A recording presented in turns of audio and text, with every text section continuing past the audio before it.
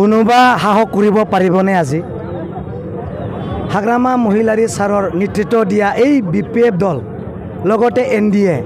লগতে আমাৰ হিমন্ত বিশ্ব শৰ্মা ছাৰৰ আশীৰ্বাদ এই গাড়ী হোমমণ্ডল আৰু জইনিং প্ৰগ্ৰামক চাই পেলাই কোনোবা আৰু সাহস কৰিব পাৰিবনে কোনোবা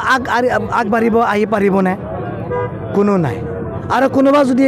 আগবাঢ়ি আহে তেখেতসকল বিফল হ'ব আমি কমচে কম 35 to 40,000 ডিফাৰেন্সত আমি জিকিবলৈ সক্ষম হ'ব আগতে আমি চৰকাৰ নাথাকা সময়তে 4টা জিকিবলৈ সক্ষম হৈছিল আজি আমাৰ চৰকাৰ আছে আজি আমাৰ পাৱাৰ আছে আজি 5টা গ্যাৰান্টি আমি দিবলৈ সক্ষম হৈছে এই ক্ষেত্ৰত কোনোবা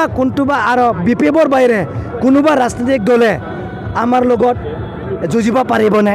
নিশ্চয় নোৱাৰে আমি জিকাটো 100% জিকিব না নাইটো সুধিব নালাগে কিমান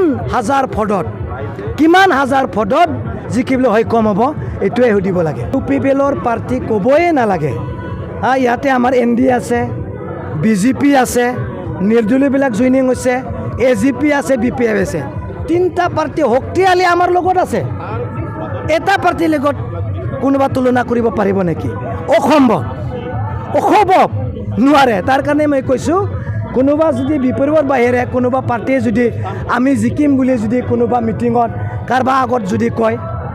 মই বৰ জোৰকৈ আহিব মন যায় কাৰণ বিৰাট হাঁহিব লগা কথা হয় নহয় তাৰ কাৰণে ক'লোঁ আমাৰ মহেশ্বৰ বড়ো ডাঙৰীয়া 100% জিকিব ৰিজাল্টটো আপোনালোকে অপেক্ষা কৰক কিমান 1000 ভোটত জিকিব আপোনালোকে দেখিবলৈ পাব আমি 22,000কৈ অধিক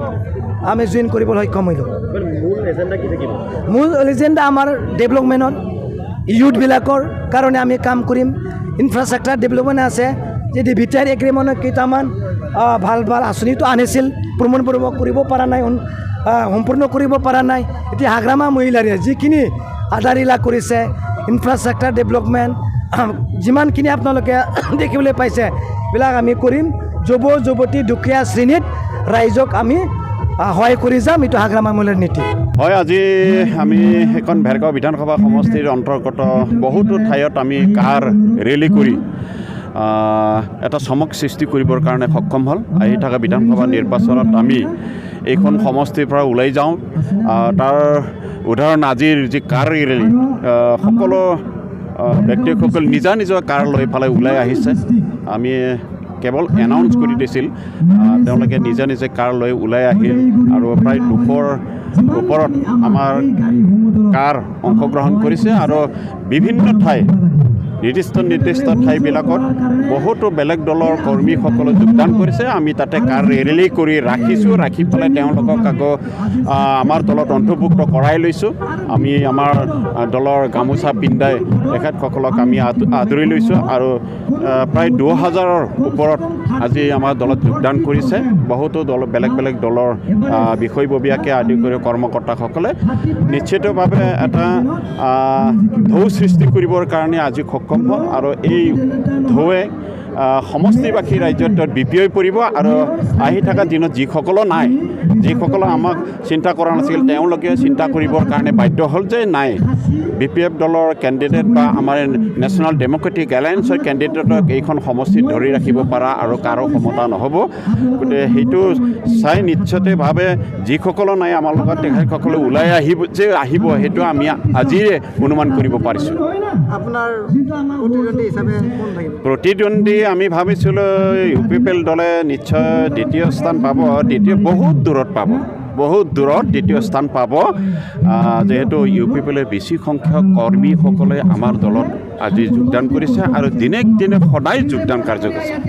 প্ৰত্যেকটা অঞ্চলত প্ৰত্যেকটা প্ৰাথমিক শাখা অঞ্চলবিলাক আমি কাৰ্যালয় স্থাপন কৰিছে এই কাৰ্যালয়বিলাকত দিনে যোগদান কাৰ্যসূচী চলি আছে গতিকে UPPL বুলিবলৈ হয়তো ইয়াতে আৰু চিনচাপ নাথাকিব সমষ্টিবাসী ৰাইজক মই এইটোকে আহ্বান কৰিছোঁ আমি যিহেতু সকলোৱে আমি ৰাজনীতি কৰিছোঁ এটা ভাল উদ্দেশ্যলৈ আমি ৰাজনীতি কৰিছোঁ সেইকাৰণে আমি শাসন কৰা দলৰ লগত সমষ্টিবাসী ৰাইজে থাকি শাসনৰ যি দলে বাকজৰীডাল ধৰি ৰাখিব তেখেতসকলৰ লগত থাকি পেলাই সমষ্টিৰ উন্নয়নত তেখেতসকলকো সহযোগ কৰিবৰ কাৰণে সমষ্টিবাসী ৰাইজক মই বিনম্ৰতাৰে অনুৰোধ কৰাইছোঁ।